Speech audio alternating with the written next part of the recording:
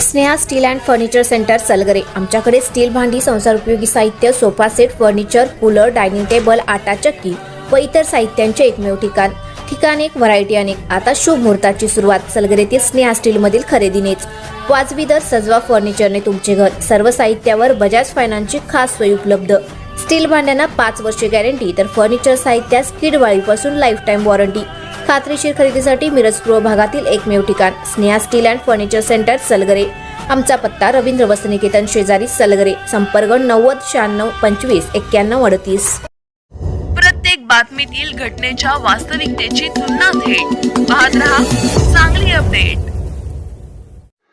जत तालुक्यातून एक धक्कादायक आणि हादरवून टाकणारी बातमी समोर येत आहे। एकाच दिवशी 2 खून झाल्याने संपूर्ण जत तालुका भीतीच्या छायेखाली गेला आहे। खुनाची पहिली घटना घडली ती जत वळसंग मार्गावरील नायरा पेट्रोल पंपाजवळ। येथे एका अज्ञात महिलेचा मृतदेह रस्त्याच्या कडेला आढळून आला। सकाळच्या सुमारास काही नागरिकांना ही महिला बेशुद्ध अवस्थेत दिसली। त्यानंतर त्यांनी तात्काळ पोलिसांना माहिती दिली। घटनास्थळी दाखल झालेल्या वैद्यकीय पथकाने तपासणी केली असता महिलेचा मृत्यू झाल्याचे स्पष्ट झाले। प्राथमिक तपासानुसार या महिलेचा खून अन्यत्र करून तिचा मृतदेह येथे आणून टाकण्यात आल्याचा संशय व्यक्त केला जात आहे। दरम्यान याच दिवशी खुनाची दुसरी धक्कादायक घटना घडली जत बिळूर रस्त्यालगत एका मंगल कार्यालयाजवळ। श्रीधर निलगोंडा एडगोंड राहणार जत यांची धारदार शस्त्राने वार करून निर्गुण हत्या करण्यात आली। ही हत्या जमीन वादातून झाल्याची माहिती समोर येत असून संबंधित वाद गेल्या 2 वर्षापासून न्यायालयात प्रलंबित होता।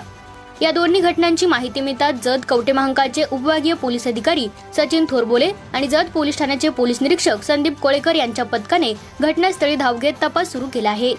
पंचनामा करून पुरावे गोळा करण्यात येत असून आरोपींचा शोध युद्ध पातळीवर सुरू आहे। एकाच दिवशी 2 खून झाल्यामुळे जत तालुक्यात भीतीचे सावट अधिक गडद झाले आहे।